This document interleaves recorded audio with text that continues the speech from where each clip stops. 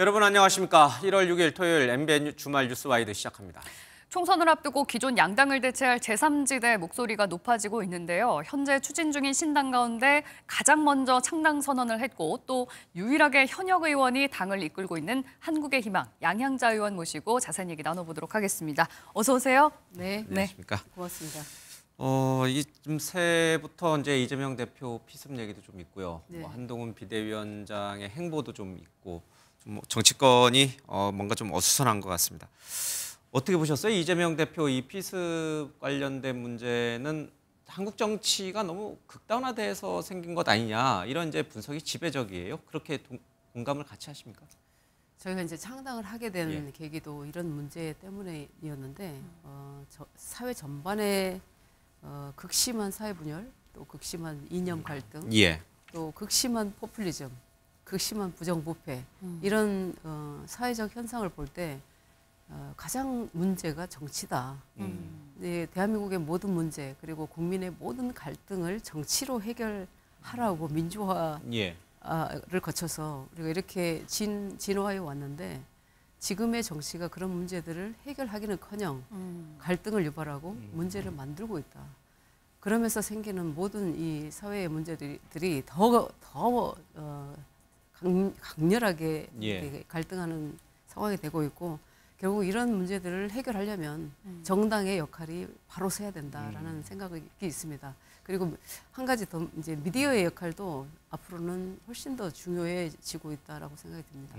미디어도 이제 정치적인 양극화를 부추기기보다는 뭔가 통합적으로 나아가는 쪽으로 기여할 수 있게끔 그렇죠. 그런 역할을 해야 된다 그런 뜻이군요. 네, 내년 총선에서 이런 문제를 해야 되는데 저는 언론인 분들의 어깨에 대한민국의 명운이 걸렸다고 생각합니다. 알겠습니다. 열심히 잘 듣겠습니다. 근데 지금 그 이재명 대표 피습 이후에 왜 부산대 병원에서 응급조치를 하지 않고 소방 헬기를 타고 서울병원으로 옮겼느냐? 이제 거기에 대한 어떤 정치적인 공방도 붙어 있고요. 그리고 피습 이후에 배후가 있는 거 아니냐? 이런 얘기까지 지금 나오고 있습니다. 이 문제에 대해서 정치인들이 저마다 한마디씩을 합니다. 우리 양 의원께서는 먼저 소방 헬기를 타고 서울에 있는 병원으로 온 거에 대해서는 어떻게 이게 정치적 논란의 대상이 될 수 있다고 보십니까? 아니면 이제 부산대학교가 있는 부산 시민들을 포함해서 부산에서 나올 수 있는 이야기도 가능하고요. 또 이재명 대표의 어떤 개인적 입장에서 보면 가족들이 있는 서울로 빨리 이동을 해서 치료받고자 하는 부분도 있었을 것이고 그런 이제 다 이해는 되지만 그래도 이런 이슈가 나올 수밖에 없는 상황을 저는 너무나 잘 이해하고 있죠.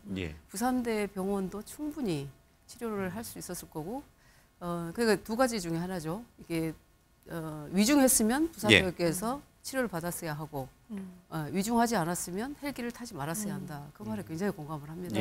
그래서 지금 우리 이 정치는 모든 문제가 이슈화가 될 수 있기 때문에 굉장히 신중해야 된다. 어떤 판단을 하더라도 어떤 사실보다는 국민들께 인식되어지는 상황이 더 중요하기 때문에 결정할 때마다 아주 신중하게 해야 된다라는 말씀을 드립니다. 알겠습니다.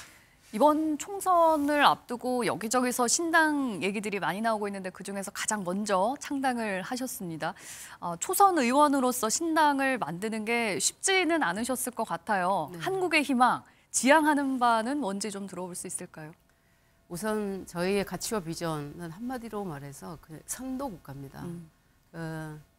얼마 전에 대통령께서도 ASML이라는 회사가 있는 네덜란드에 가서 이렇게 여러 활동을 하고 오셨는데 결국 그 나라가 반도체 장비 하나로 전 세계를 선도하는 주도하는 국가가 되어 있거든요. 미국도 꼼짝 못하고 중국도 꼼짝 못하는 나라가 되었는데 양 대표님께서 또 반도체 전문가시잖아요. 그렇죠. 우선적으로는 우리 대한민국을 보면 반도체밖에 없는 거예요. 그러니까 반도체로 세계를 주도하는 국가가 되자 반도체에서 확장될 수 있는 산업이 워낙 다양하기 때문에 바이오, 2차 전지, 디스플레이 모든 첨단 소재를 쓰는 산업은 이 반도체로 가능하기 때문에 선도국가가 되자는 말씀을 드리고 제가 창당을 결심하게 된 계기는 이 정당의 역할이 국민의 대의기구이기도 해야 되지만 네.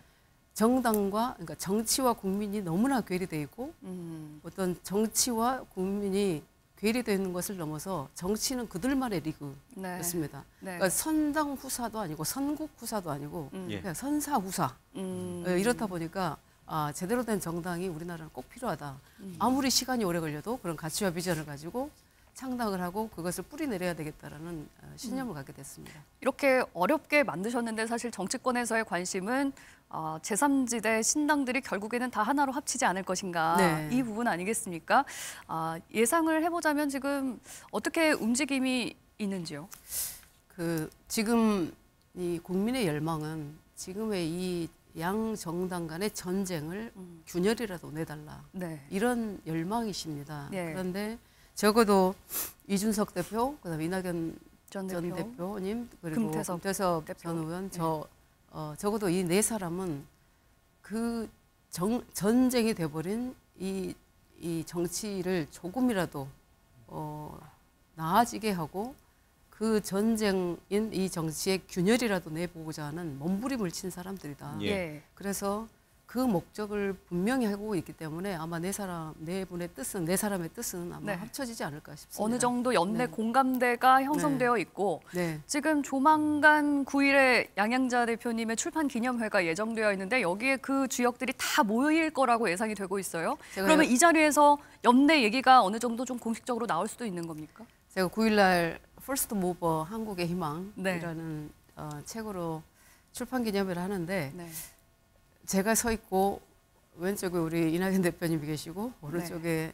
그 이준석 대표가 있고 어찌 보면 이렇게 전체적으로 금태섭 의원도 함께 이렇게 있는데 그날 아마 그림으로만 보더라도 국민들께서 아마 희망을 갖지 않으실까 생각을 하고 있습니다. 제안은 누가 먼저 합니까? 네 사람이 다 힘을 합치자. 이런 제안은 우리 양 대표가 먼저 할 생각이신가요? 제가 그날 와주십사 한 것도 제가 다 연락을 드렸고 조금 전에 오기 전에도 다 말씀을 다시 한번 또 드렸는데 아주 흔쾌히 모두 다 함께 하시겠다고 했습니다.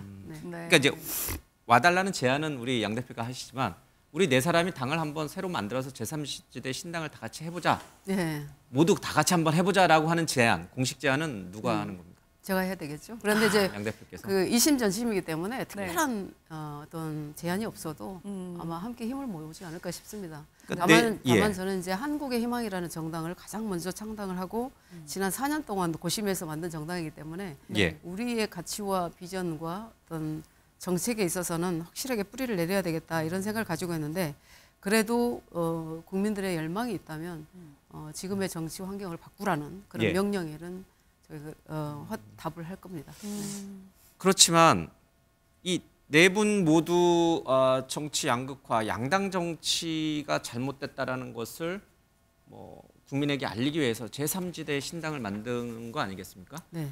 그러니까 양당 정치를 이제는 멈추게 해야 한다라고 하는 큰 취지는 네 분 다 공감이 있지만 그 외 것들, 예를 들면 이준석 전 대표와 이낙연 전 대표가 정치적으로 걸어온 길과 지향하는 정치적 방향이 다른데 한쪽은 보수야, 한쪽은 뭐 민주당 진보 이런 색깔처럼 조금씩 차이가 큰데 과연 네 분이 양당 정치를 극복한다는 그 이유 하나만으로 똘똘 뭉쳐서 이번 총선을 치를 수 있겠느냐, 모래성 쌓는 거 아니냐 이런 비판이 분명히 있거든요. 양 정당에서 그런 바람을 갖고 있겠지만 국민의 열망은 그와 반대이기 때문에 아마 다 같이 힘을 모으지 않을까 싶습니다. 그리고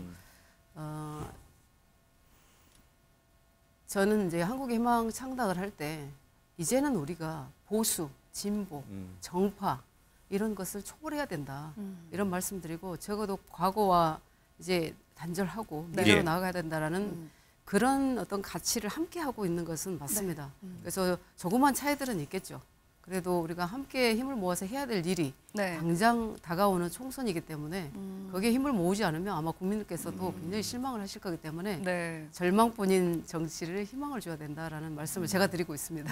이념과 정치적 색깔 또 정파 이런 것들을 다 초월해서 네 분이 다 손을 잡을 수 있다 이런 뜻이군요. 그렇죠. 그러면 우리 양 의원께서는 직접 현역으로 나가십니까? 출마하십니까? 아무래도 총선에서 불출마하는 것은 이 국민에 대한 예의도 아니고 그리고 예. 우리 그 당원들의 의견을 들어서 출마를 할 생각입니다. 그러면 이제 새롭게 만들어지는 신당의 이름을 걸고 광주에 출마를 하신다. 이낙연 전 대표, 이준석 전 대표, 뭐 금태섭 전부 다 마찬가지. 아직 말씀을 못 들었는데 예. 예, 아마 9일 날 그런 얘기가 좀 서로 의견을 나눌 수 있지 않을까 싶습니다. 네. 예. 네. 뭐 언젠가는 각 신당이 힘을 합치지 않겠느냐라고 희망을 갖고 계신데 최근 상황을 좀 보면 한동훈 비대위원장이 등판을 하고 또 앞서서 얘기가 나왔지만 이재명 대표의 피습 사건 이후로 이낙연 전 대표가 이끄는 신당 그리고 이준석 전 대표가 이끄는 신당들의 동력이 조금 떨어질 수도 있다. 이런 전망도 나오고 있거든요.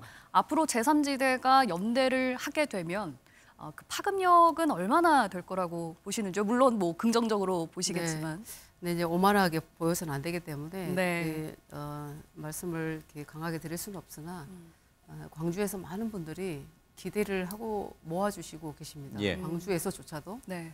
일당 되는 거 아니야? 뭐 이렇게 말씀을 하시고 네. 그런데 그만큼 국민들은 지금 이 이념 갈등, 어떤 정치의 어떤 전쟁화 이것을 끝내지 않으면 네. 이 대한민국의 미래가 없다라고는 다 알고 계신 것 같아요. 그리고 단순히 이 당 저당이 싫다, 이 당도 싫고 저 당도 싫다가 아니라 네. 이제는 정말 우리 청년의 미래를 위해서 대한민국의 미래를 위해서 일을 해달라. 이 열망은 정말 들끓고 있으시고 저는 그러한 집단 지성이 아마 총선에서 들불처럼 일어날 거라고 확신을 하고 있습니다. 예. 네, 알겠습니다. 민주당에 계시다가 나오셨잖아요. 그래서 네. 이제 한국의 힘을 이제 창당하신 건데. 한국의 희망. 한국의 희망. 예, 죄송합니다. 민주당이 뭐 그렇게 보시기에 문제라고 보십니까? 하나의 예로만 제가 드리면 작년에 검수완박 때 제가 확신을 가지고 창당을 하게 됐는데요. 그 내용의 허술함과 절차적 하자를 제가 많은 민주당 의원님들께 설명하면서 이것은 이렇게 처리되어서는 안 된다라는 말씀들을 드렸었습니다. 그러나 단 한 분도 그에 대해서 다 공감은 하셔요. 네. 그럼에도 불구하고 지도부가 정한 상황이기 때문에 다음 총선에서 나는 불이익을 받고 싶지 않다라는 말씀을 안 하신 분이 거의 없었습니다. 그것을 보고 이건 국민의 어떤 국민을 대변하는 것이 아니라 네. 정당의 역할이 상당히 문제가 있구나라는 생각을 했고 그때 제가 드렸던 말씀이 저는 문재인 대통령의 영입 인사입니다. 네. 그럼에도 불구하고 저는 이런 절차로 진행되는 것에 대해서 동의할 수 없다.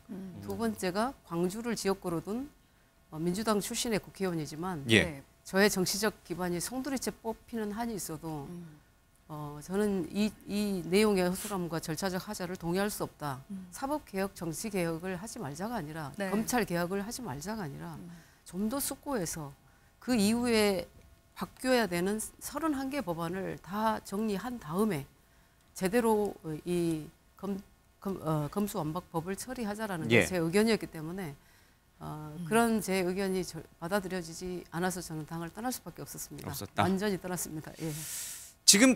지금의 검찰 또는 이제 또 좀 나아가면 이제 특검 얘기까지 안 할 수가 없는데 보시기에 지금의 이 검찰, 이 현 윤석열 정부의 검찰은 제대로 제약의 역할을 수행하고 있다고 보십니까? 아니면 믿었기 때문에 정말 지금 이 특검법, 쌍특검법처럼 이제 특검을 통해서라도 뭔가 검찰이 하지 못한 미완의 일을 좀 특검이 해야 된다 이렇게 보십니까? 사실 참 아이러니하게도 이 한동훈 위원장과 윤석열 대통령이 특검이 없었다면 지금의 자리에 있었을까라는 생각을 해보고요.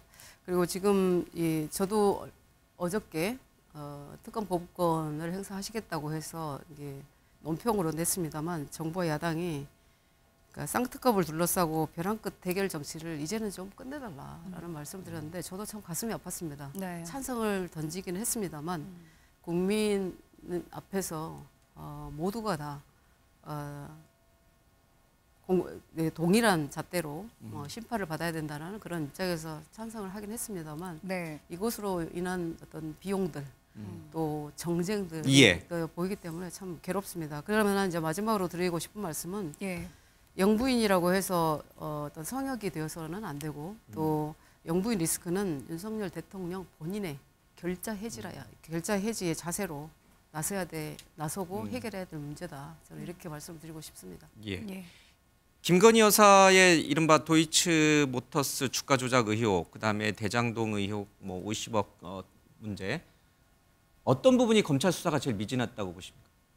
저는 국민들 보시기도 그렇고 저도 그렇고 다 미진해요. 국민들께서 좀 명명백백 좀 속 시원히 이게 무엇이 문제고 어떤 것을 책임져야 되는지를 분명하게 해주어야 될 것 같습니다. 그런데 대장동 문제와 이 주가 조작 문제가 지금 섞여가지고 어떤 게 더 악이고 어떤 게 조금 더 차악이냐? 네, 차악인지 구분이 안 되는 상황인 것 같습니다. 이런 문제들이 앞으로도 지속적으로 나올 것이기 때문에 예. 이 문제는 또 점점 커질 것 같습니다. 네, 알겠습니다. 이제 올해죠, 이제 총선이 얼마 남지 않았는데 많이 바빠지실 것 같습니다. 앞으로 네. 또 어떤 행보를 보여주실지 저희도 잘 지켜보도록 하겠습니다. 오늘 나오셔서 고맙습니다. 고맙습니다. 감사합니다. 네.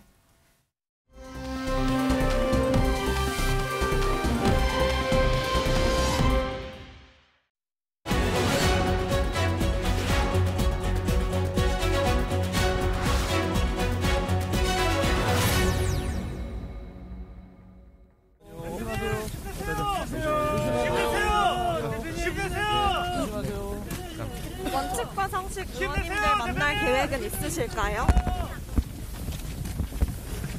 이낙연 전 대표가 오늘 내일 좀 거취 표명 예고했는데 입장이 어떠세요? 라이라는 말.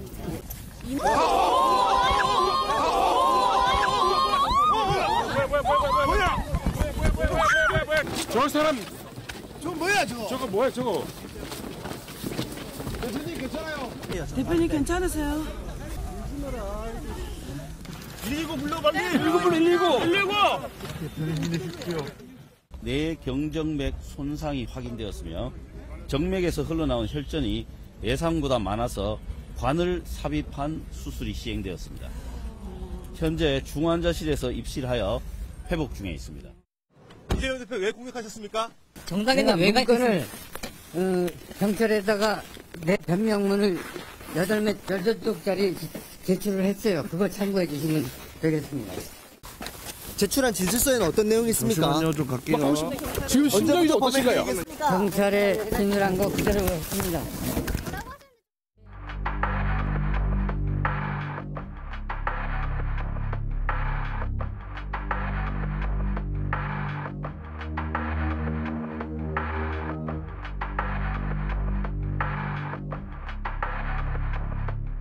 대통령의 직접 병문안에 관해서는 그런 사실은 없었고요. 네. 상태를 물어보는 그런 전화는 있었습니다. 그리고 이낙연 전 총리, 그다음에 이준석 대표가 진행하고 있는 개혁신당 창당준비위원회 대표단 방문 요청, 그다음에 김부겸 전 총리의 병문안 이렇게 여러 요청이 있었는데요. 실제로 병문안을 지금 할 수 없는 상황이라는 것을 말씀드렸고 추후에 일반 병실에서 안정화가 되면 가능하다는 판단이 있으면 진행할 것 같습니다. 네, 한 주간 있었던 정치권 소식 4분 모시고 자세히 짚어보도록 하겠습니다. 백대용 인천시 법률고문, 송태영 충북대 행정학과 교수, 차재원 부산가톨릭대 특임교수, 한민수 더불어민주당 대변인과 함께하겠습니다. 어서 오세요. 네, 안녕하십니까. 네. 안녕하세요. 우리 한민수 대변인, 지금 이재명 대표는 어떤 상태예요? 예, 제가 뭐 오늘도 병원은 가지 못했습니다만은 확인은 했는데 대표는 여전히 뭐 죽이나 이런 미음 좀 드시고 간단한 의사소통 정도만 하시는데. 간단한 의사소통. 예. 이게 말하는 데는 지장이 없어요? 근데 아무래도 많이 말씀을 하실 수는 없죠. 성대를 다치지는 않으셨답니다, 다행히. 네. 그런데 외부인은 절대 출입이 안 되고 네. 병원 측에서 일전에 서울대병원이 이렇게 브리핑할 때도 여전은 이제 계속 봐야 된다. 특히 단식 이후에 벌어진 일이기 때문에 합병증 문제를 좀 잘 지켜봐야 된다고 하고 있습니다. 그래서 지금 현재로서는 가족 외에는 면회가 안 되는 걸로 알고 있습니다. 당무는 보세요? 뭐 아유, 무슨 당무를 보십니까? 그런 건 없어요. 그냥 그래도 중요한 보고는 받으시는 정도? 저는 그 정도도 아직 안 되는 걸로 그냥 알고 있습니다. 완전히 휴식을 취하시는 정도로, 안정을 취하시는 정도. 그렇습니다. 일전에 엊그제 저희가 발표한 그 공천관리위원회, 그거는 대표 이번 테러 사건 전에 이 부산 현장에서 1월 1일 날 최고위가 있었습니다. 거기에서 대략적으로 정리가 된 걸로 제가 알고 있습니다. 이 사건을 이제 방금 말씀하신 테러로 규정하세요? 정치인 테러긴 하죠, 물론. 저희도 그렇게 생각하고 있고요. 이미 대통령께서도 이거는 민주주의에 대한 위협이자 뭐 테러다 이렇게 규정을 하셨기 때문에 거기에 대해서는 별다른 이견 없는 걸로 알고 있습니다. 대표 피습이라는 말과 대표 테러라는 말은 좀 다른가요? 국민이 듣기에 뉘앙스에? 글쎄요, 쓰기에 따라서 다른데 예. 저희들은 뭐 그게 큰 차이가 있겠습니까? 근데 당에서는 저희 당에 저도 참여하고 있습니다만 당대표 정치 테러 대책위원회를 만들었습니다. 테러라는 말을 공식적으로 쓰는군요. 당에서. 예, 맞습니다. 예, 예. 우리 당도 쓰고 있고 지금 여당이나 대통령실도 그렇게 쓰고 있는 걸로 알고 있습니다. 알겠습니다. 한 대변님이 사실 그날 현장에 좀 계셨기 때문에 네. 지금 목소리도 많이 안 좋으신 것 같은데 좀 괜찮으신가요? 사실 뭐 좋지는 않습니다. 왜냐하면 그게 지금 저희 화면 봤지만 네. 대표께서 이제 기자들 가덕도 신공항 현장이었고 예. 쭉 설명을 다 한 다음에 기자들이 이른바 백불이라고 하죠. 질문 받고 답변을 많이 해주셨습니다. 3개 정도 받은 다음에 제가 기자분들께 이제 이쯤 할까, 왜냐하면 당대표가 이제 차량이 몇 미터 안 남았었습니다. 네, 네. 그 차를 타고 문재인 전 대통령님 이제 뵈러 가야 되기 때문에 예. 가는 길이었는데 이제 기자분들은 백불을 다 받고 이제 질문 일답하고 빠지는 상황인데 네. 그 나오는 이제 저 피의자가 네. 사인해달라고 하면서 접근을 하다가 이제 갑자기 벌어진 거거든요. 바로 옆에 계셨던 거죠? 한민수 예, 대변인님도? 제가 바로 옆에 있었습니다. 그리고 네. 지금도 이제 대표 쓰러진 모습이 있는데 제 인생에 있어서 저는 그 구급차가 오기까지 한 20여 분이 예. 그렇게 긴지 몰랐습니다. 아직도 좀 그 충격이 네. 가시지 않아 보입니다. 남아 있습니다. 남아 네. 있는데 그래서 이제 손수건을 꺼내서 이제 지혈을 하는데 지혈이 안 돼가지고 초반에 그 손수건 꺼내서 지혈하고 계신 분이 한민수 대변인님. 저하고 이제 천준호 비서실장하고 했습니다. 네. 그리고 처음에는 안 되고 저 이제 대표님 머리를 붙들고 받쳐들고 있었고 천 실장 계속 누르고 있었고 예. 그런 상황이 계속 지속됐는데 저희 예. 이제 경찰 총경 하셨던 류사명 총경이 사실 경찰 출신이라 지혈 이런 걸 좀 잘하시더라고요. 그래서 네. 바로 합류를 해가지고 본인이 더 세게 누르고 네. 그런 상황에서 이제 소방대원들 오시고 구급차가 도착을 벌였습니다. 알겠습니다. 예. 어쨌든 좀 너무 많이 놀랐을 텐데 뭐 대표가 또 이렇게 빨리 회복 중이라고 하니까요. 빠른 쾌유를 좀 기원하겠습니다. 네. 그냥 그렇지만 이제 또 논쟁은 논쟁대로 저희가 또 다뤄야 되니까요. 차기 교수님, 네. 부산 카톨릭대 교수시니까 이재명 대표가 이 피습을 당한 다음 날, 그러니까 물론 이제 모든 언론은 이제 이 대표의 건강이라든지 이런 문제가 왜 발생을 했는가, 우리 한국 정치가 너무 양극화돼 있는 거 아닌가, 극단화돼 있는 거 아닌가, 극단적인 지지자들을 향한 정치를 하다 보니 뭐 이런 문제가 발생한 거 아니야, 이런 식으로 이제 원인 분석을 했습니다. 근데 그 다음 날부터는 이제 한쪽에서는 이재명 대표가 왜 굳이 부산대 병원을 두고 서울로 이송을 했을까, 원했을까? 부산대 그 병원도 권역 외상센터가 있어서 세계 최고 수준의 어떤 그런 의술을 분명히 보여줄 수 있는데 왜 지역 의료를 강조하는 민주당이 이렇게 했을까? 또 왜 소방 헬기를 타고 갔을까? 뭐 일반인도 그러면 소방 헬기 태워달라면 다 태워주는 건가? 이런 게 이제 정치적 공방으로 네. 부각이 됐습니다. 차 교수님도 그런 공방이 논의할 만한, 토론을 할 만한 가치가 있다고 보세요? 아니면 홍준표 대구시장처럼 참 이게 수준 낮은 갈등의 어떤 모습? 그런 거라고 보세요? 저는 뭐 사실은 지금 이재명 대표가 상당히 생명이, 그러니까 경각이 달릴 뻔한 그런 위험한 사건이었잖아요. 그렇기 때문에 사실은 일단 그 피습당한 그 이재명 대표의 쾌유 이런 부분들이 먼저 우선시 돼야 된다는 생각이 먼저 들고요. 예. 그렇기 때문에 사실은 저는 뭐 이런 논란이 처음 제기됐을 때만 하더라도 그런 이야기를 했습니다. 뭐라고 이야기했냐면 사실은 그러니까 이 지금 전원, 병원을 옮길 만한 위급 상황은 면했다. 그렇다고 한다면 그 다음 생각해야 될 부분이 이제 이 그 봉합 수술과 그리고 입원 가료라고 한다면 상당히 그러니까 이 우리가 일반적으로 그런 사건을 당했을 때 정신 충격이 엄청나게 크잖아요. 네. 예. 그렇다고 한다면 그리고 또 입원 가료를 하면 시간이 조금 며칠 동안 그런 병원에 입원해 있을 때에 그럼 누가 그러면 지금 케어를 하는 것이 가장 좋을 것인가? 그렇다고 한다면 아무래도 가까이 있는 가족들이지 않을까라는 예. 생각이 든다는 것이죠. 그렇다고 한다면 아마 지금 뭐 민주당의 그때 모셨던 그 아마 당직자들이나 그리고 또 가족들도 멀리서 소식을 듣고 있는 입장에서는 얼마나 안타깝겠어요. 바로 달려가서 보지를 못하는 상황이고 하니까. 예. 네. 그래서 아마 지금 이송할 수 있다고 한다면 가까운 서울 쪽 병원으로 옮겼으면 좋겠다고 이야기를 했을 가능성이 크고 또 한편으로는 응급 상황을 넘기고 난 뒤에 지금 또 이 공당의 대표잖아요. 그러니까 지금 총선을 앞두고 있는 민감한 시기이기 때문에 예. 사실은 그러니까 당무라든지 이런 부분들을 생각했을 때 아마 지금 거리 이런 생각을 해서 아마 옮겼을 거라고 저는 이야기를 했어요. 그런데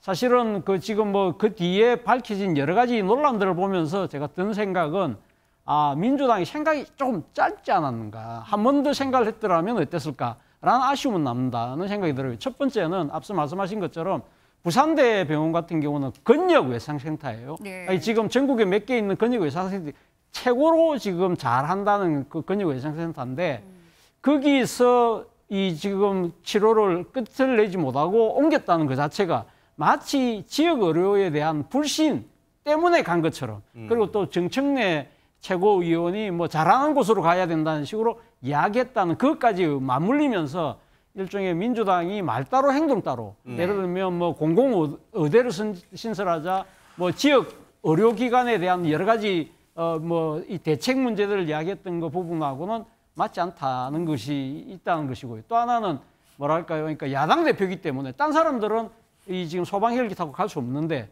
이 야당 대표이기 때문에 갔다는 그런 특권의식 뭐 이런 부분들 때문에 상당한 논란이 있는 건 분명한데 네. 저는 그 부분에 대해서는 뭐 저는 그렇게 그 비판에 동의하지는 않지만 그런 논란을 낳았다는 그 점에 대해서는 민주당이 좀 신중치 못한 결정이 아니었나는 아쉬움이 납니다. 네, 사건이 안타깝지만 이 논란이 불거지고 또 논란이 더 증폭된 데는 서울대병원 그리고 부산대병원의 주장이 또 엇갈리고 있기 때문이 아닐까 싶은데요. 그 영상 준비되어 있습니다. 먼저 보고 얘기 계속 이어가겠습니다.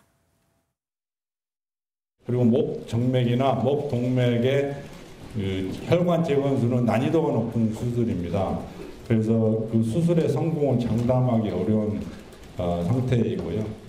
따라서 경험 많은 혈관외과 의사의 수술이 꼭 필요한 상황이었습니다. 그래서 우리는 부산대병원의 전원 요청을 받아들였고 저희가 중환자실과 수술실을 준비하고 정해진 대로 수술을 진행하였습니다. 수술을 하려면 동의를 받고 해야 되잖아요. 이렇게 전달을 하니까 당하고 이제 그 비서실장님하고 같이 계셨거든요. 저희한테 얘기한 게 이제 서울대병원 가겠다. 이 전원이라고 이제 병원과 병원 간에 이동하는 거 아니겠습니까? 이 전원도 개인이 마음대로 가겠다고 되는 게 아니지 않습니까? 첫째는 가족의 요청이 있어야 되고요. 그렇죠. 그다음에 두 번째는 그에 따른 가족의 요청을 의료진이 판단해서 그러니까 서울대학병원과 부산대학병원 간에 협의 결과에 따라 그것이 필요하다고 되면 그러한 조치가 이루어지는 거거든요. 응급 의료 체계에 따른 구조 절차에 따라서 다 이루어진 것입니다. 네. 부산대 외상센터도 응급진료를 참 잘했습니다. 서울대 외상센터 역시 응급진료를 참 잘했습니다. 그런데 누가 사회적 갈등과 정치적 갈등을 인위적으로 만들고 있습니까? 그들이 바로 민주주의를 병들게 하는 존재들입니다. 부끄러워하기 바랍니다. 실제 우리 사회의 전체 양극화와 격차 문제는 의료계도 당면한 공동의 문제라고 생각을 합니다. 수도권과 비수도권 지역 간의 격차가 나날이 커지고 있습니다. 무턱대고 일단 대학병원부터 찾고 우왕좌왕 이 병원 저 병원 옮겨 다니다 보면 의료 비용도 증가되고 지역 간 의료 격차를 적극적으로 해소하겠습니다. 네, 이번 논란에 대해서 여권 인사인 홍준표 대구시장마저 한마디 했습니다. 특혜 시비가 유치하다. 거의 총리급 서열인데 헬기 이용할 수도 있는 거 아니냐.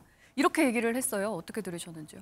우선 뭐 그 환자나 가족 그리고 당 입장에서 볼 때는 아까 그 정청래 의원이 말씀하셨듯이 최고의 병원에서 하고 싶다 이런 정서나 이런 거 충분히 이해한다는 말입니다. 그런데 다만 이제 그런 부분도 이해하지만 또 정치 지도자니까 그러면 그런 판단과 행동에 대해서 국민적 입장에서는 어떠했느냐에 대한 문제 아니겠습니까? 특히 이 의료 체계와 관련되어 있는 그 지방의 국립대학 내지는 또 지방의 의료 체계를 담당하고 있는 의사협회에서 문제 제기를 하는 거 아니겠습니까? 이것은 뭐 정치권에서 문제 제기하는 것이 아니라 의사협회에서 문제를 제기하고 특히 이제 지방에 있는 의사들이 이제 문제 제기를 하는데 평소에 민주당이나 이재명 대표께서 말씀하시기를 지방 의료 체계에 대해서 관심을 가지고 지방 의료 체계에 대해서 좀 더 나은 체제의 어떤 구축을 주장했고 지원을 주장했는데 실제로 급한 상황이 되다 보니까 그런 것은 잊어먹고 일반 개인이 판단하는 정도의 판단을 해서 편의를 다 제공받았기 때문에 오히려 특혜와 반칙을 몸소 실행한 것이 아닌가 하는 부분, 그리고 의료체제와 관련돼서 지방 의료체제에 대해서 불신하는 그러한 풍조를 오히려 증폭시킨 것이 아닌가 하는 그런 우려점에 대해서 말씀하시는 거고, 네. 지금 뭐 홍준표 시장께서 말씀하신 건 전체적으로 그럼에도 불구하고 이런 정치 테러에 대해서는 단호하게 대처를 하고 또 그것으로 인해서 발생된 사안이기 때문에 이런 부분에 대해서는 좀 더 어떤 그 포용력 내지는 또 이렇게 소화해서 받아들여야 된다는 그런 취지가 아니었나 이렇게 생각됩니다. 네. 그러니까 한민수 대변인, 진짜 그 차 교수님이나 지금 우리 송 교수님 얘기하는 것처럼 정말 부산대 병원은 지방대 병원이라 믿을 수가 없어서 서울대 병원으로 가야겠다 이런 생각이 조금이라도 당시 결정 과정에서 조금이라도 그런 생각이 있었어요? 저는 그렇지 않다고 봅니다. 왜냐하면 일단은 대표의 생명을 구한 거는 처음 도착했던 소방대원들, 그리고 두 번째는 바로 이어서 온 구급대원들, 그리고 거기에서 판단을 하셔가지고 구급대원들이 바로 헬기로 달리다가 헬기로 바로 바꿔서 이송을 했습니다. 거리가 좀 제법 되거든요. 부산대 광역센터로 갔고 거기에서 또 더 이상 피가 나지 않도록 지혈을 하면서 응급조치를 한 부산대 병원 관계자분들, 의사분들, 그리고 최종 수술까지 잘 맞추신 서울대병원 의사들께 저는 정말 민주당 대변인을 떠나서 인간적으로도 감사드립니다. 그러지 않았으면 우리 대표님이 어떻게 될지 몰랐다. 제 현장에서 느낀 거가 얼마나 위중했는지는 제가 잘 알고 있습니다. 그래서 너무 감사한 말씀 드리고, 제가 들었고 한 거는 가족의 요청이 있었던 건 맞습니다. 네. 처음 서울대병원으로 옮기자라고 한 얘기 처음 꺼낸 사람은 가족이다? 예, 가족과 당에서 여러 판단을 했을 때 그거를 옮겨달라 그런 의미는 아니고요. 이런 지금 현 상황에서 가능한지에 대한 문의를 한 걸로 알고 있습니다. 가족은. 그러면 헬기 이송은 병원에서 결정을 그런 거는 저희 가족들이 할 수 있는 거나 당이 할 수 있는 건 아니죠. 어떻게 당에서 헬기 태워주세요 합니까? 제가 알기로는 그런 적은 없었고요. 가족 입장에서는 부인께서는, 사모님은 당연히 대표를 보고 수술하는 모습 보지 않겠습니까? 보고 싶어 할 텐데 내려오는 시간도 있었고 이런 여러 가지가 있었던 것 같습니다. 그래서 병원에 그렇게 얘기를 했고 그거를 해주세요 하는 환자는 없습니다. 환자 가족도 없고 당도 그렇게 못합니다. 거기서 의사는 신입니다. 내 생명을 준 사람들이에요. 그분들한테 옮겨주세요 이건 아니라고 생각합니다. 가능한지에 대한 문의를 했고 서울대병원 그 응급처치라는 의사님 선생님들이 서울대병원 측하고 부산대병원이 이제 소통하면서 저는 이송 결정도 한 거고, 이제 헬기 부분도 특혜 이런 말씀들을 지적하신 분이 있는데 저는 그건 아니라고 봅니다. 그 상황에서 아무리 당대표라고 해서 특혜를 받기 위해서 규정과 다른 걸 썼다 그런 건 아니고요. 다 규정도 돼 있고 홍준표 시장 말씀도 있었지만은 저는 국민들 보실 때 흔쾌하지 않은 부분도 좀 있을 수도 있습니다. 하지만 좀 정쟁의 소지가 더 이상 안 되고 부산대 병원 계시는 분들도 좀 이해를 해주시고 했으면 좋겠습니다. 주관적인 생각을 좀 여쭤보고 싶은데 이제 당시에 서울대 병원으로 전원 조치를 한 거에 대해서는 뭐 당시 가족이라든지 당에서 심사숙고해서 그렇게 뭐 결정을 한 거라고 이제 이해를 하겠습니다. 그런데 그 결정이 차 교수님 말대로 이렇게까지 정치적인 논란으로 번지고 지방대 또는 지방에 대한 어떤 차별적인 그런 요인으로 정치적 공방이 되는 거를 지금 이제 사후적으로 봤을 때 지금에 와서는 옮기기를 잘못했다라고 보세요? 아니면 그럼에도 불구하고 이런 정치적 공방이 벌어짐에도 불구하고 당시에 전원 조치를 결정한 것은 잘한 결정이라고 보세요? 글쎄요. 사후적으로 그렇게 양단으로 놓고 판단하기 쉽지 않은 문제인 것 같습니다. 당시에 정말 총각을 드는 위중한 상황에서 가족의 입장이 전달이 됐고 현장에 있었던 부산대 의료진에도 판단이 있고 또 서울대 의료진과의 협진 과정에서 또 판단이 있었다고 봅니다. 다만 이 논란이 어떻게 대표의 테러 사건을 놓고 이걸 지방 의료 현실을 무시하는 문제로 고민이 되겠습니까? 이어진다는 거는 저는 조금 과하지 않나 싶어요. 그래서 진영의 논리나 정쟁의 논리는 좀 배제를 하고 말 그대로 이번 사건의 본질을 보면서 좀 마음이 상하신 분들도 있다면 좀 널리 이해해달라는 말씀을 좀 드리겠습니다. 네, 뭐 여야를 막론하고 이번 사건에 대해서 테러로 규정을 하고 또 규탄을 하고 있는데요. 윤석열 대통령마저 이재명 대표를 테러 피해자다 이렇게 표현을 하면서 규탄을 이어가고 있죠. 백고문님, 대통령실에서도 병문안을 고민 중인 것으로 검토 중인 것으로 알려져 있는데 윤석열 대통령이 뭐 직접 방문을 할지는 아직 모르겠습니다만 만약에 병문안을 가게 된다면 아직 두 사람이 만난 적이 없는데 그동안 경색됐던 그런 분위기가 풀어질 수 있는 계기가 될 수 있을까요? 저는 정치는 극단을 지향하는 것이 아니고 양 진영 사이의 교집합, 공통점을 찾아가는 소통의 과정이라고 생각됩니다. 네. 미국의 대선할 때 조 바이든 대통령께서 취임하는 과정에서 CNN이 네. 조 바이든 대통령을 뭐라고 지칭했냐면 힐러 인 치프, 그러니까 치유의 최고 통수권자, 국군 통수권자라는 용어를 인용을 해서 힐러라는 말, 치유자라는 말을 써서 대통령은 갈등을 봉합하고 서로 간의 어떤 문제를 치유하는 대통령이 돼야 된다라는 말씀을 언론에서 했고 네. 미국 국민들도 되게 그 부분에 대해서 공감한 적이 있었습니다. 네. 우리나라도 이제 정치에 있어서의 최고 권자인 대통령께서 그런 치유의 모습을 보여주신다면은 지금 이런 비극적인 사태가 발생한 정치의 어떤 이 현 상황에서 새로운 돌파구가 되지 않을까 생각을 하고. 그러면 대통령실 인사들이 아니라 대통령이 직접 가야 된다. 저는 가야 된다라고 말씀드리는 건 아니고요. 예. 대통령실에서 그러한 모습을 보여주는 것이 중요하고 상황에 따라서 대통령께서 직접 가시는 것도 뭐 예. 필요하다면 좋을 것 같긴 하지만 환자의 입장에서 보면 예. 저도 이제 병원에 입원해 보면 환자 입장에서 보면 방문하는 오는 게 오히려 또 부담스러울 그쵸, 수도 있습니다. 힘들 수 그래서 있죠. 네네 그래서 그런 것들을 감안해서 대통령실에서 판단하실 거라고 보고요. 중요한 거는 대통령실에서 이런 문제가 다시는 재발하지 않도록 치유하는 모습을 보여주는 거 국민들이 원하는 모습이 아닐까 이렇게 생각합니다. 그러니까 뭐 대통령실도 그렇고 한동훈 지금 국민의힘 비대위원장도 이 대표의 병문안이 이제 가능한 시점이 되면 가장 먼저 이제 사람을 보내든 본인 이제 한동훈 비대위원장이 직접 찾아가겠다라고 여러 차례 의사를 밝혔죠. 네. 근데 이게 정치적 공방으로 가지 말아야 된다라고 하는 부분에 대해서는 많은 사람들이 공감을 하고 있는데 민주당에서도 사실 이 피의자의 배후가 있는 거 아니냐. 그러니까 이제 흰 승용차, 외제 승용차에서 이제 이 피의자가 내리는 어떤 모습까지 확인이 되면서 이분이 과거에 민주당에 입당을 했고 국민의당에 입당했던 그런 정당 가입 이력까지도 이제 얘기가 나오면서 민주당에서 일부 의원들이 배후 얘기를 자꾸 꺼내고 있어요. 이것도 정치적 공방으로 가는 거 아닌가요? 일단은 이제 이분의 당적 얘기가 나왔을 때 우리 당에서는 원내대표도 그러셨고 저도 그렇고 당적이 어떻게 이번 테러 사건의 본질이 될 수 있겠냐 이런 생각을 했었습니다. 근데 당시에 일부 언론에서 민주당 확인도 하지 않았는데 민주당 당원이었다면서 마치 이거를 민주당원이 했던 소행으로 부풀리는 기사 좀 썼었어요. 저는 그거 상당히 부적절했던 거 봅니다. 그 초기 기사를 보면서 또 국민들은 또 어떤 판단을 했겠습니까? 근데 바로 또 그 직후에 이분이 오랫동안 국민의힘에 있었고 뭐 보수 강경 보수 집회에도 자주 나갔다 이런 또 보도가 나옵니다. 네. 그래서 우리 뭐 언론도 그렇고 정치권도 그렇고 우리 김 앵커 말씀하신 대로 신중하고 절제된 언행을 쓰는 게 정말 중요하다고 봅니다.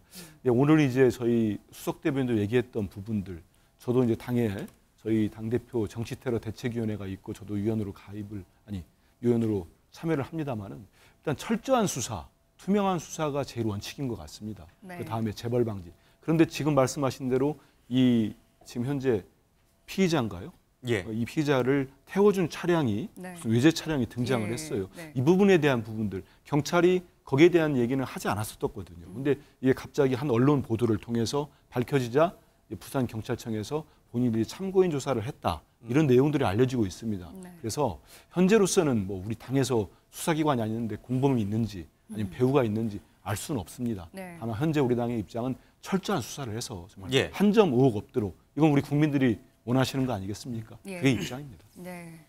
예, 제가 지역 출신으로서 그러니까 이 피의자의 동선을 제가 이 뉴스 놓은 거 보면서 제가 좀 의아했던 부분이 바로 그 점인데요. 사실은 그러니까 이 지금 1일 날 그 자신이 살고 있는 충남 아산에서 부산까지 KTX를 타고 왔다고 그러잖아요. 그렇다고 한다면 자가 승용차로 이동했던 소리가 아니거든요. 그런데 부산에 도착하고 난 뒤에 김해 봉화마을을 갔어요. 그 다음에 또 지금 문 전 대통령의 사저가 있는 양산 평산마을로 갔어요. 그리고 그 다음에 울산역으로 갔다가 다시 부산을 거쳐서 지금은 창원 진해구에 있는 모텔에서 숙박을 하고 그 다음날 자고 난 뒤에 가덕도로 갔어요. 이 거리가 엄청나게 멉니다. 이동 수단이 자가용이 없었으면 자가용이 좀 없다고 어려웠을 한다면 거다. 자가용이 있다고 하더라도 제가 생각했을 때는 하루 만에 다니기가 쉽지 않다는 거죠. 사실은 지금 부산 같은 경우는 여기 지금 광역 철도망 있는 것들이 없거든요. 그러니까 이 지금 뭐 이 직통버스도 없어요. 만약에 대중교통을 이용하고 간다고 한다면 물론 뭐 본인이 좀 경제 여유가 있으면 택시를 타서 다닐 수도 있겠죠. 렌트도 있잖아요. 예, 렌트도 할 수 있고 하는데 그런 부분들에 대해서 저는 상당히 좀 이상하다는 생각을 좀 했던 것인데 오늘 그 아까 방금 이야기하신 것처럼 외제성용 차를 타고 누군가가 지금 모텔 앞에 세워졌다고 그러잖아요. 그 모텔하고 지금 사건 현장하고도 제가 알기로는 한 12km 정도 떨어져 있는 장소거든요. 그렇기 때문에 이런 부분들에 대해서 공범이나 배후 조사 저는 좀 철저히 할 필요가 있다는 생각이 들어요. 예, 알겠습니다. 아무쪼록 지금으로서는 이재명 대표의 쾌유를 먼저 바라야 할 시기가 아닐까 싶고요.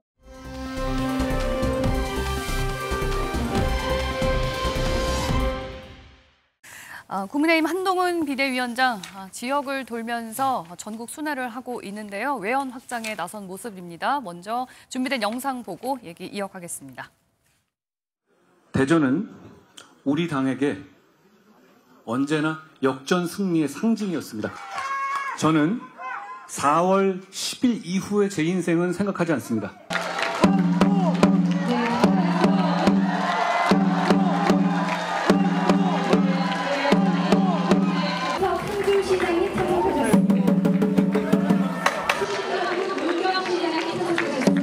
국민의힘이 대구 경북에 정체되거나 매몰되면 안 된다.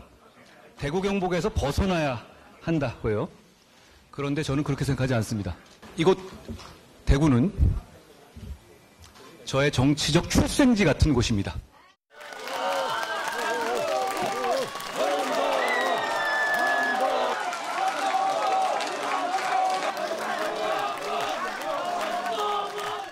저는 우리 당은 광주에서 호남에서 정말 당선되고 싶습니다.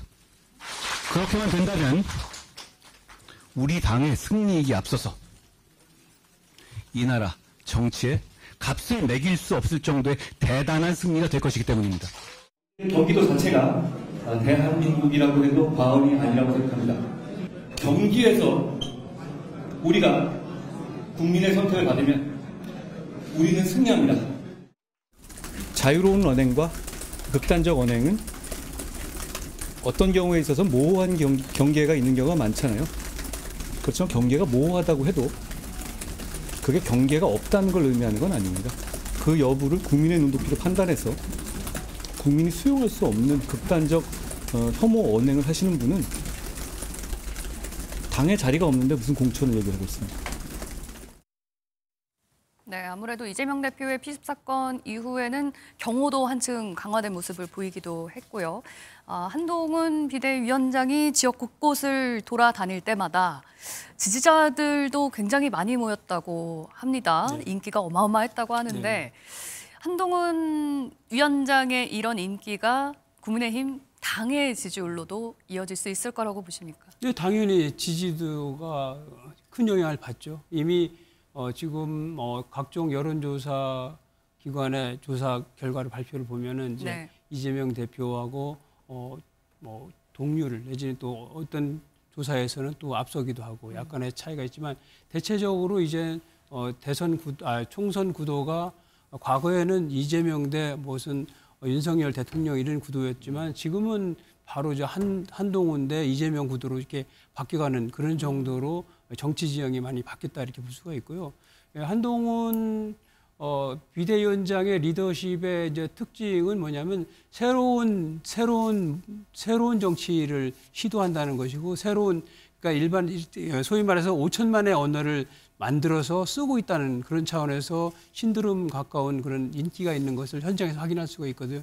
저도 한 2번 정도 이렇게 만나서 느껴봤는데 그런 차원에서 보면 열기나 어떤 이런 부분이 신드롬이다 이렇게 말할 정도인데 이 부분에 관련돼서는 내년도 올해 총선과 관련해서 이번에 총선에 승리해야만이 윤석열 정부 성공뿐만 아니라 소위 말하는 어떤 시민 국민의 그러니까 선민 후사의 그런 목표치를 달성할 수 있다는 이런 절대적인 어떤 자기희생 책임감을 이렇게 거기에 기반이 되지 않나 이렇게 생각이 되고요. 그래서 지금 얘기하고 있지 않습니까? 비례대표나 지역구에 출마하지 않겠다. 그리고 4월 10일 이후의 인생은 생각하지 않겠다. 그리고 이런 과정에서 과실은 가져가지 않겠다. 이런 희생을 강조하기 때문에 그런 부분에서 그동안 우리 정치권에서 희생을 하지 않고 자기 목소리만 낸 부분에 대해서 일반 국민들이 식상했기 때문에 새로운 모두의 정치 실험에 대해서 정치 비전에 대해서 열광하는 것이 아닌가 저는 이렇게 현장에서 느꼈습니다. 이미 구도는 이재명 대 한동훈, 한동훈 대 이재명이 된 것 같다라고 말씀을 해주셨는데 한동훈 위원장의 행보 한민수 대변인님께서는 어떻게 보시는지요? 앞서 영상으로도 보셨습니다만 뭐 넥타이도 풀어 헤치고 의자에 올라가고 굉장히 파격적인 모습도 보이고 있는데 이런 장면들이 유권자들에게 좀 신선하게 다가갈까요? 그거를 이제 뭐 좀 노린다고 할까요? 아무튼 그거를 보여주기 위해서 하고 있는 행동 같습니다. 뭐 빨간 넥타이야 당연히 국민의힘의 상징성이니까 하는 거고 풀으면서 좀 젊어 보이는 이미지랄지 이런 부분들을 쓰고 있는 것 같고요. 저는 한동훈 장관이 곳곳에서 지금 저희 우리 방송에서 편집한 내용들을 좀 봤을 때는 준비를 좀 한 것 같습니다. 네. 그 지역에 맞는 당연히 여당 당대표니까 메시지 팀에서 이렇게 썼을 겁니다. 네. 거기에 대한 말씀들을 주시고 있는데 다만 그 지금 얘기하는 뭐 구도가 이재명 대표와 한동훈 비대위원장으로 바뀌었다는 데는 전혀 동의하지 않습니다. 왜냐하면 한동훈 위원장이 지금 뭐라고 할까요? 정치인으로서는 처음 등장하는 신상품이니까 신선함이랄지 그리고 이제 질이멸렬한 여권 입장에서는 새로운 인물이다. 아무리 뭐 검사 출신이라고 하더라도 포장을 하고 있는데 이미 저희들이 뭐 자체적인 여러 가지 커뮤니티 동향도 보고 하면은 많이 좀 젊은 층에서 떨어지고 있습니다. 그 이유는 한동훈 장관이 처음에 한 이틀 됐나요? 며칠 뒤에 그 김건희 여사 특검법이나 이런 부분에 대해서 총성년 압법이라고 하는 거 이런 것들이 우리가 기대한 게 아니구나. 적어도 그동안 대통령 지지율이 높으면 모릅니다. 하지만 되게 낮지 않습니까? 그런 상황에서 대통령과 같은 언행과 같은 가치를 보여주고 있고 생각을 보여주고 있기 때문에 뭐 구도는 누가 뭐라고 해도 이번 이제 90여일 남은 4월 10일 총선거는 윤석열 정권에 대한 심판 선거가 될 수밖에 없습니다. 네.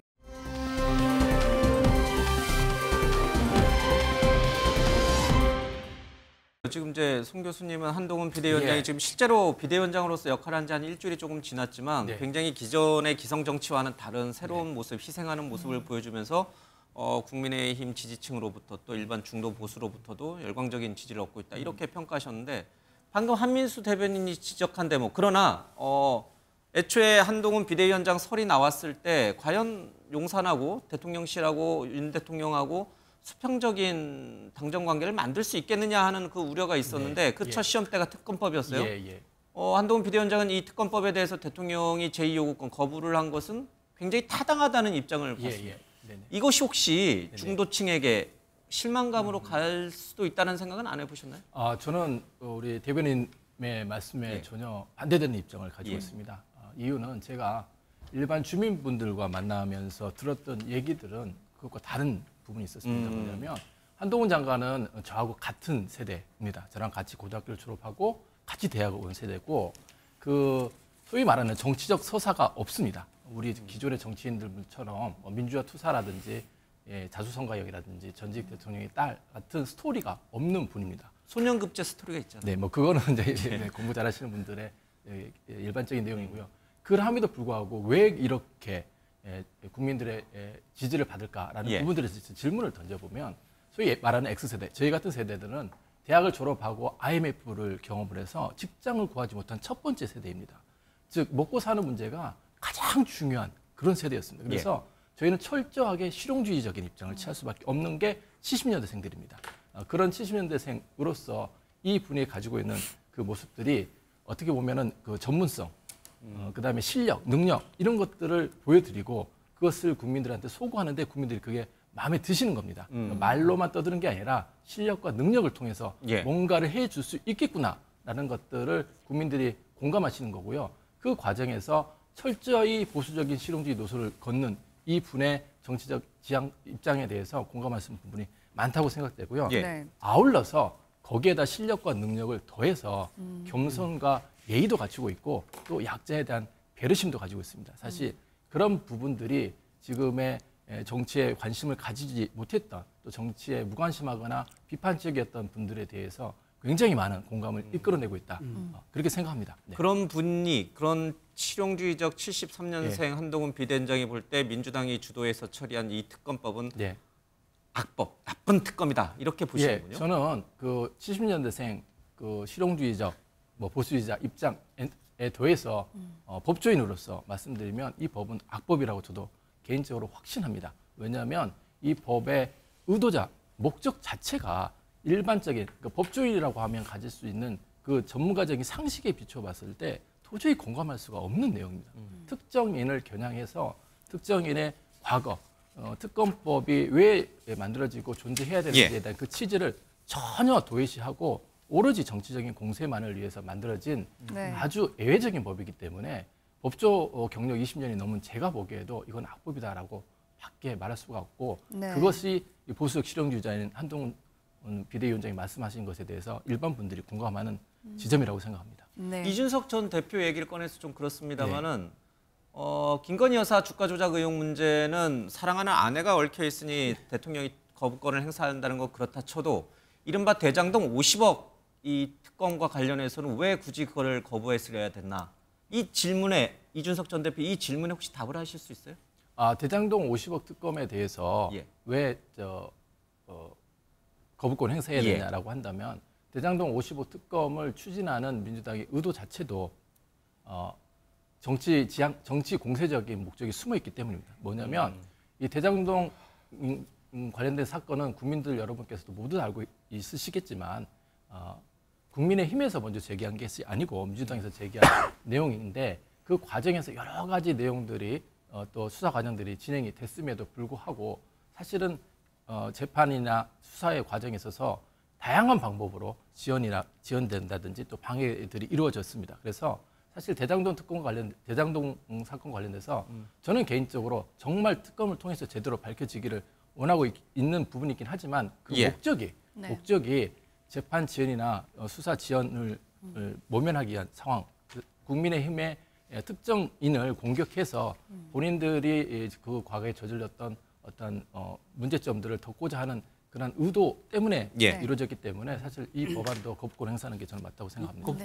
거부권 행사와 관련해서 국민의힘의 입장에서는 선거를 앞두고 정치적으로 정무적으로 판단해야 되지 않겠습니까? 이 시점 자체가 법 자체도 악법이지만 악법이라는 것은 여야 합의를 거치지 않았기 때문에 악법이 되는 것입니다. 내용도 그렇지만 과정도 그렇고 그래서 이번에 총선이 대단히 중요한 선거인데 이것을 소위 말해서 특검에 의한해서 정치적으로 왜곡이 되고 민의가 왜곡돼서 잘못된 결론이 날 수도 있다는 생각을 할 수 있는 것이고요. 그래서 당연히 국민의 입장에서는 이 중요한 선거운동 기간을 민생과 경제와 관련된 다시 말하면 정책 경쟁을 해야 되는 이런 시기에 오히려 그래서 과거에 이러한 그 정치적 의도가 너무나 뻔한 기승전 김건희 이런 선거 전략을 구사하는 이런 부분을 사전 차단하는 것은 대단히 합리적인 결정이다 이렇게 생각할 수가 있죠. 네, 저희가 쌍특검 법안에 대해서는 사실 뒤쪽에서 좀 자세히 다뤄보려고 했는데 얘기가 나와서 야권의 얘기도 좀 들어봐야 될 것 같습니다. 한민수 대변인님, 대통령은 제2부속실을 설립하고 특별감찰관을 임명하겠다라는 입장을 또 내놓기도 했거든요. 이게 특검법에 거부권을 행사한 거에 대한 대안이 될 수 있다고 보십니까? 두 분이 많은 말씀하셨으니까 특검을 왜 거부합니까? 죄가 있으니까 그런 겁니다. 진상을 밝히고 조사를 하면 감옥에 가기 때문에 못하는 겁니다. 이거 제 얘기 아닙니다. 분명히 말씀드린다 우리 시청자분들께. 제 얘기 아닙니다. 윤석열 대통령의 말씀입니다. 그 영상이 다 남아 있습니다. 후보 시절에. 국민의힘은 특검을 거부하는 자가 범인이라고 계속 대선 캠페인을 썼습니다. 그런데 대통령이 공정과 상식, 법치를 주장하는 대통령이 본인의 부인을 방탄하기 위해서 특검을 사유화시켰습니다. 거부권을 사유화시켰습니다. 이거를 우리 국민들이 어떻게 보시겠습니까? 총선용 악법 그러시는데 그러면 다수의 국민들이 이 법을 지지하니까 악인입니까? 정말 악인입니까? 그렇게 생각하십니까? 저는 그래서 국민의 뜻을 거스리고 선거를 이길 수 있겠습니까? 아니면 성공을 할 수 있겠습니까? 저는 아니라고 봅니다. 지금 국민들 다 원하지 않습니까? 아니 그렇게 떳떳하면은 받아서 밝히면 됩니다. 네. 왜 이게 총선용 악법입니까? 처음에 이 법이 발의된 게 2022년 9월인데요. 그러지 않습니다. 네. 그리고 제2부속실 물어보셨으니까 네. 제2부속실이 왜 나왔습니까? 왜 폐지됐습니까? 지금 정책실도 폐지했다가 문재인 정부 때 있었으니까 폐지시켰다가 최근에 썼습니다. 필요한 이가 있었던 거예요. 근데 이 부속실이 폐지될 때가 다 기억을 되돌려 보십시오. 네. 2021년 12월에 김건희 여사께서 후보 시절 배우자실 때 대국민 사과를 합니다. 네. 그러면서 당시가 허위 경력, 이력 등 온갖 논란이 나오니까 네. 국민들한테 사과하면서 배우자로서 역할만 하겠다고 하니까 지금 대통령께서 후보로서 앞으로 영부인 역할을 못하게 하겠다 네. 하면서 제2부속실을 없앤 겁니다. 그런데 지금까지 대통령 부인은 어떤 행동하셨습니까? 사인을 공군 1호기에 태우고 대통령 1호기에 태우고 해외 나가서 명품샵을 쇼핑했다는 의혹이 나왔고 심지어는 사저에서 명품 가방을 받았다는 영상이 나왔습니다. 그런 의혹이 나왔습니다. 근데 밝히질 않아요. 그러면서 이제 제2부속실을 만들 테니까 특검법을 안 받아도 된다? 우리 국민들이 바보입니까? 이게 등치가 됩니까? 만약에 총선 여론전용이 아니라면 지금 대통령실에서 얘기하는 이제 거부권을 행사했으니 국회에서 또 재의결을 하면 될 텐데 그걸 민주당에서는 대통령이 거부권을 행사한 게 또 적법한지 아닌지를 따져보겠다. 이걸 헌법재판소에 또 넘어가서 물어보겠다. 판단을 받아보겠다라고 하는 것 자체가 이렇게 되면은 당장 본회의 표결을 또 치를 수가 없고 결국에는 2월 설 이후로 넘어가게 될 텐데 이게 결국에 총선 여론전용으로 사용하려고 하는 거 아니냐라는 국민의힘 주장에 대해서 여기에 대해서는 이걸 한번 생각해 보십시오. 그러면 우리 헌정사에서 역대 어느 대통령도 본인이나 가족의 범죄 혐의가 제기된 부분에 대한 특검법을 거부하신 분이 한 분도 없습니다. 왜 그랬겠습니까?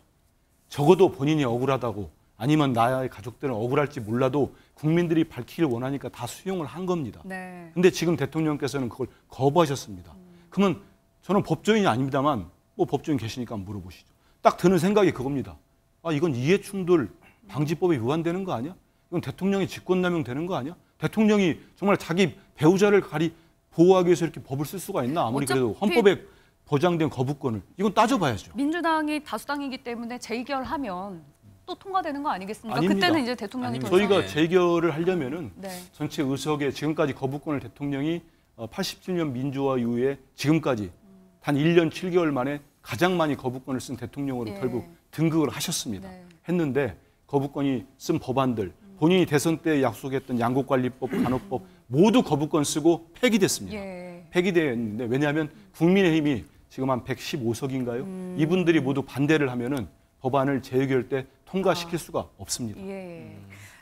그 차 교수님은 어떻게 보세요? 이 정치학자시니까 지금 이 대통령이 이 특검법을 거부한 거 그리고 민주당이 지금 이 특검법 김건희 여사와 관련된 특히 이 부분을 총선용까지 계속 밀어붙이니까 권한쟁의 심판부터 시작해서 재의결까지 이런 것들이 총선에 미치는 영향을 놓고 봤을 때 유불리를 따지면 어떻게 돼요? 특검법을 거부한 대통령에 대한 지지율이 떨어집니까? 아니면 이것을 강하게 밀어붙이고 있는 민주당의 지지율이 떨어집니까?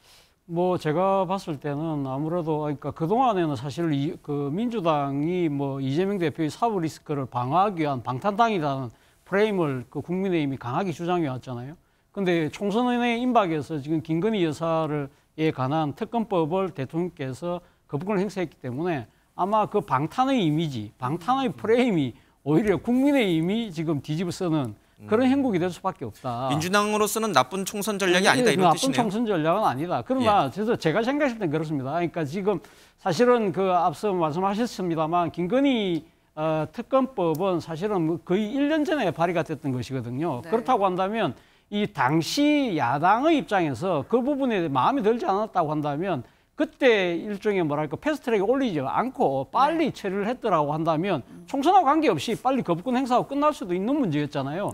그런데 왜 가면 야당에서는 가면 그 반헌법적인 악법이기 때문에 우리는 논의하지 못한다는 정치적인 수사를 사용하면서도 논의를 아예 안 했잖아요. 그러면 누가 봐도 이거는 정치적 그 스케줄에 따라서 이맘때쯤 오면 이 부분이 당면한 문제로 올라올 것이고 이것을 거부권 행사할 경우에는 총선에 불리할 수밖에 없다는 생각을 국민의힘 전략가들이 몰랐을까요? 제가 생각했을 때는 일종의 대통령에 대한 불경 뭐 이런 나름대로 그러니까 용산에 대한 눈치 때문에 이야기를 못했던 것이 아닐까.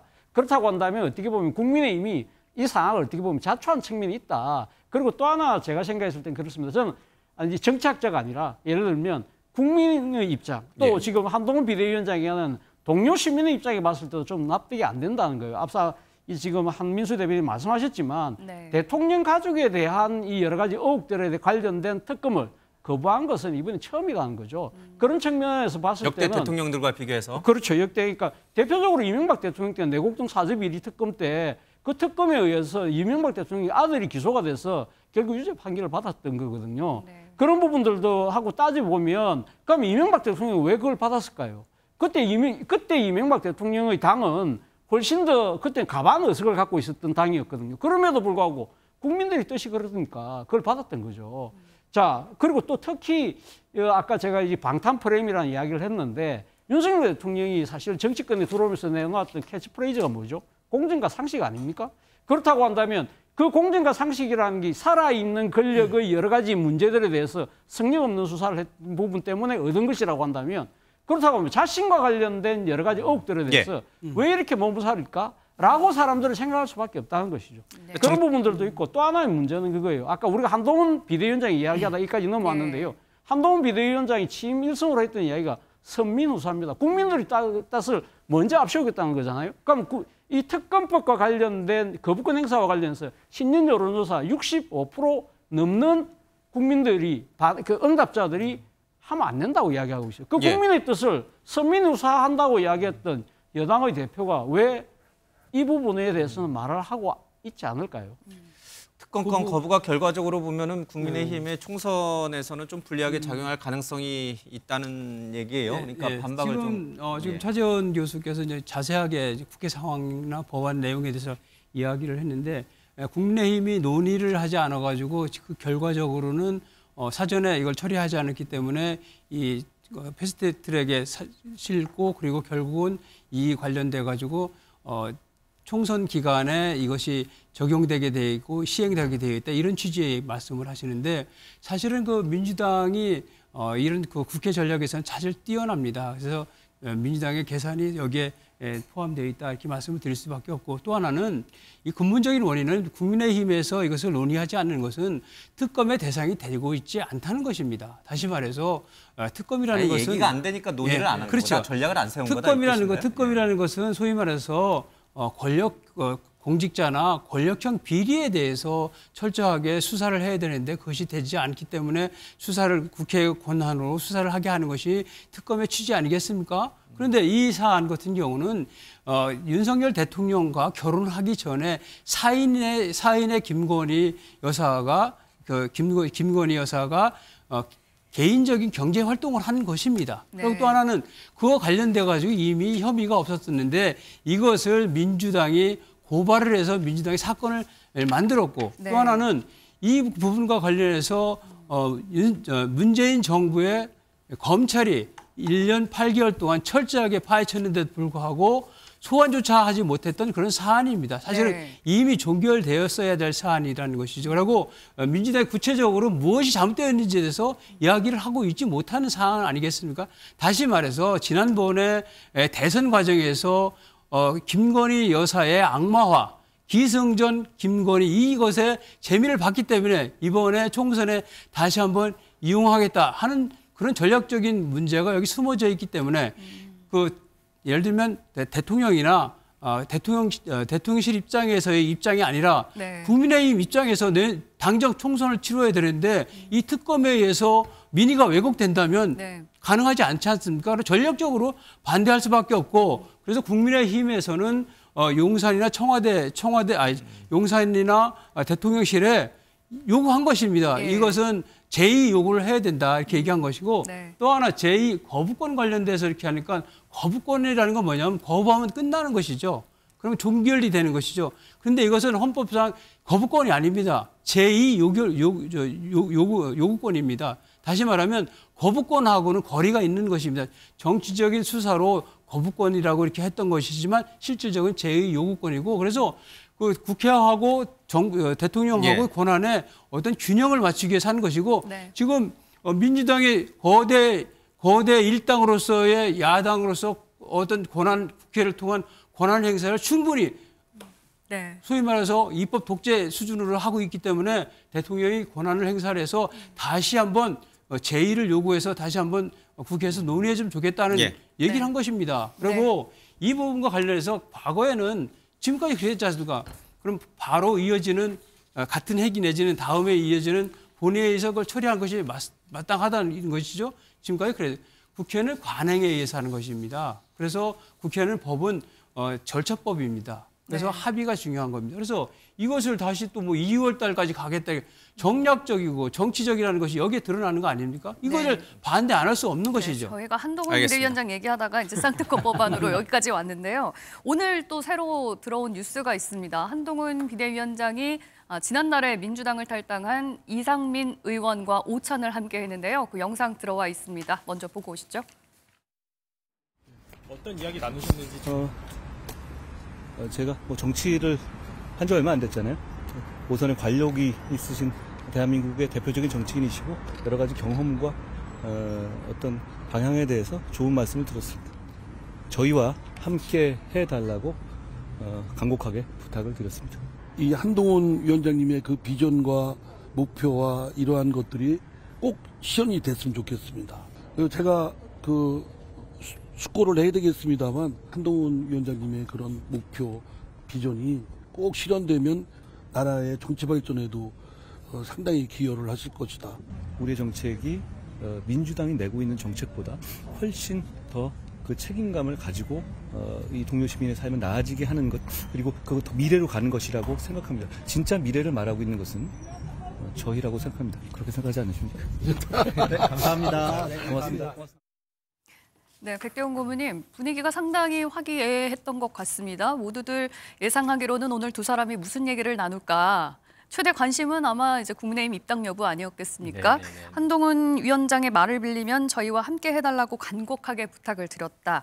이상민 의원도 목표 비전이 꼭 실현되면 기여를 하실 것이다. 뭐 이렇게 얘기를 했는데 사실상 국민의힘 입당은 기정사실이라고 봐야 될까요? 글쎄요, 뭐 그거는 이제 한동훈 비대위원장님의 이제 결단과 판단에 따라 달라질 것 같긴 한데요. 네. 저는 이제 이렇게 만나는 것에 대해서 되게 긍정적인 평가를 해드리고 싶습니다. 네. 뭐냐면 우리 정치가 너무나 양극화돼 있다 보니까 둘 중에 하나를 선택하도록 강요합니다. 너는 보수냐, 너는 진보냐. 근데 사실 대부분의 사람들은 보수적인 성향과 진보적 성향이 공존하고 있습니다. 그래서 어떤 이슈나 상황에 따라서 보수적 입장을 취할 수도 있고 진보적 입장을 취할 수도 있는데 중요한 것은 보수냐 진보냐의 어느 한 지점을 선택해서 본인의 의견을 관철시키는 것보다는 어떻게 하는 것이 국민의 삶과 국민의 어떤 현실을 좀 더 좋게 만들어줄 수 있을까? 우리나라의 미래를 어떻게 하면 좀 더 아름답게 만들어줄 수 있을까에 대한 공통점, 아까 제가 말씀드린 그 교집합을 만들어가는 과정이라고 생각합니다. 그런 측면에서 본다면 민주당에 대해 비판적인 입장을 취한 이상민 의원과 같은 분을 좀 적극적으로 만나서 진보 보수 이념을 좀 내려놓고 실용적인 측면에서 국가와 국민의 미래에 대해서 허심탄회하게 논의하는 저런 모습은 굉장히 중요하다고 보여지고요. 예, 이번 만남은 한동훈 위원장이 먼저 요청을 한 것으로 알려져 있기는 합니다만 이상민 의원이 그동안 민주당에서 대표적인 비명계로 꼽혀왔었잖아요. 결국에는 이상민 의원이 당을 나와서 국민의힘과 함께 손을 잡을 거라는 예상을 하셨습니까? 저는 뭐 대충 그렇게 봤습니다. 본인이 지금 그때 그 민주당에서 막 떠난다는 이야기가 나왔을 때 뭐 방송에 가서 그런 말씀을 하셨더라고요.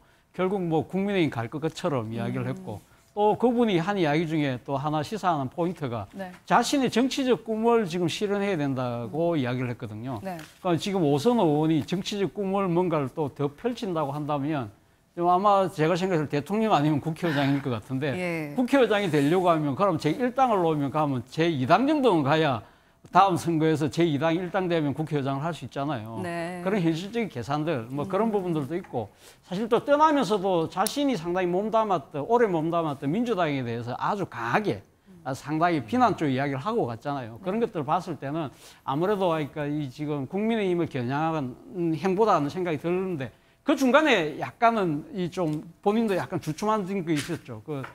이낙연 전 대표 해동 때문에 이낙연 신당 가는 거 아닐까라고 했는데 지금 이낙연 신당의 동력이 좀 빠지는 듯한 모양새인데 지금 한동훈 비대위원장을 만나는 거 보면 한동훈 비대위원장하고 아마 손을 잡고 들어가는 것 같아요. 그런데 한동훈 비대위원장이 어제 경기도 신년 인사에 가서 그 이야기를 했어요. 안철수 의원이 있는 걸 보고 안철수를 보유한 당이기 때문에 우리는 이길 수 있다 뭐 이런 이야기를 했는데요. 네. 그 장면 저는 좋게 봤어요. 그러니까 뭐 이상민 의원도 모셔와서 중도 확장을 하는 것도 다 좋은데 저는 왜 이 한동훈 비대위원장이 그런 중도 확장 내지는 통합 뭐 이런 메시지를 하려고 하면 우리는 유승민도 보유한 당이라는 퍼포먼스를 왜 하지 못할까라는 아쉬움을 여전히 갖고 있습니다. 그러니까 우리 차 교수님 보실 때 이상민 지금 의원이 국민의힘으로 가는 것은 한 번 더 국회의원을 해서 국회의원까지 염두에는 그러려면은 그래도 큰 당에 들어가야 된다. 그래서 이준석 신당이나 이낙연 신당을 안 가고 글로 간 것이다. 국민의힘으로 간 것이다. 이제 그렇게 보시는 거네요. 뭐 단적으로 그렇게 딱 부러지게 노골적으로 이제 해석을 하면 그렇게 보는 뭐 그런 정도의 노림수는 읽혀지네요. 그러면 저기 이준석 신당은 지금 사전 여론조사나 이런 걸 보면은 지지율이 그래도 한 10% 가까이 좀 나오던데 이게 찻잔 속의 미풍으로 끝나는 건가요? 아니면 조금 더 뭔가 정치권이 예상하는 것보다 양당이 예상하는 것보다는 더 큰 폭풍을 좀 일으키는 건가요? 뭐 과거의 사례를 볼 때나 제도적으로 볼 때 찻잔 속 태풍으로 끝나지 않을까 저는 이렇게 전망이 되는데 우선 제도적으로 지금 대통령 중심제이고 소선거제이고 또 만약에 이제 병립형 비례대표제까지 가면 다수당이 난립하는 그런 구조가를 막는 그런 제도적 어떤 어떤 지향점이 있거든요. 그래서 그런 부분하고 또 하나는 정치 문화적으로도 대개 그 3당, 4당 이렇게 됐다가도 양당으로 다 다시 재편되는 그런 정치 과정들이 있었지 않습니까? 그래서 그런 부분이고 또 특히 지금은 여야 간의 대결 구도가 심하고 진영 간의 어떤 어떤 대립 구도, 갈등 구도가 심화되기 때문에 오히려 양당 정치가 더 고착화될 가능성이 높기 때문에 사실 제3지대의 부분은 이런 상황은 있지만 현실적으로 어렵다 이렇게 볼 수가 있고 이준석 신당 같은 경우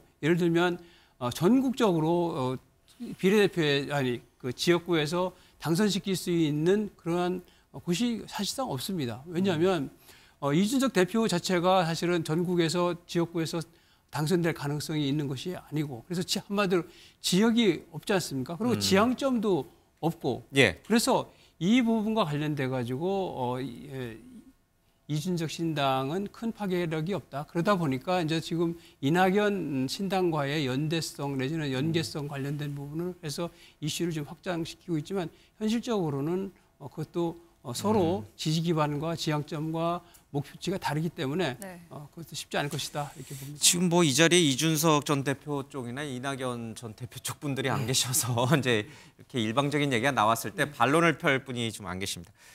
한민수 대변인, 그 이준석 전 대표나 이낙연 전 대표가 신당을 만들게 될 경우에 그로 인한 어떤 양당의 손실은 어느 쪽이 더 클 것 같아요?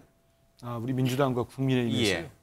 어느 정당이 더 세를 모으거나 국민적 지지를 받는 거에 따라서 달라질 수 있다고 봅니다. 그런데 저는 두 당 모두가 한계는 있을 거라고 봅니다. 특히 이준석 신당은 국민의힘 지금 한동훈 체제가 성공하느냐 아니면 용두사미처럼 지금 이제 빠지기 시작하느냐에 따라서 달라질 거로 보고요.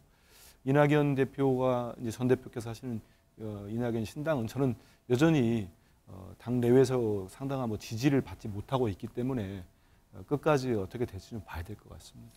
양쪽의 당에서 나오신 분들은 다 그 신당들의 별 효과가 영향력이 없을 것이다. 이렇게 이제 국민들께서 판단하실 텐데요. 좀 상황을 좀 더 지켜볼 필요가 있을 것 같습니다. 알겠습니다. 오늘 네 분 말씀은 여기서 정리를 하도록 하겠습니다. MBN 뉴스와이드 여기서 마칩니다. 시청해주신 여러분 고맙습니다.